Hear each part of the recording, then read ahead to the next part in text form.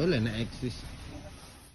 Inilah IG alias Igo, 19 tahun, warga lingkungan 4 Pancur, Kelurahan Kedaton, Kecamatan Kayu Agung, Kabupaten Oki, yang berhasil ditangkap petugas unit Pidum Polres Ogan Ilir, pimpinan Ibda Rahmat, Jayakarta.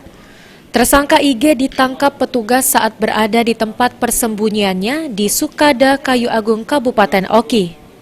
Kanit Pidum Polres Ogan Ilir, Ibda Rahmat Jayakarta, mengatakan tersangka IG alias Igo merupakan pelaku pencurian dengan kekerasan yang telah dilakukannya bersama 2 rekannya lagi. Yang satu telah tertangkap terlebih dahulu 1 minggu yang lalu dan satu lagi inisial Nang Kobra masih DPO Polres Ogan Ilir.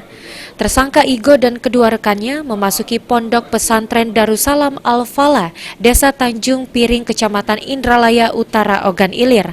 Tersangka Igo bersama 2 pelaku lainnya mengambil sebuah motor dan uang tunai 2 juta rupiah di pondok pesantren Darussalam Al-Falah tersebut. Tersangka Igo terpaksa ditembak petugas unit Pidum Polres Ogan Ilir karena mencoba untuk melawan dan melarikan diri saat dilakukan penangkapan. Dari tangan tersangka Igo, petugas mendapatkan barang bukti 1 buah senjata tajam yang digunakan tersangka, 2 unit HP, ATM bank, dan kartu identitas. Guna mempertanggungjawabkan perbuatannya, tersangka Igo harus meringkuk di tahan Polres Ogan Ilir. Tersangka diancam dengan pasal 363 KUHP dengan ancaman hukuman 7 tahun penjara. Ahmad Romawi, PAL TV.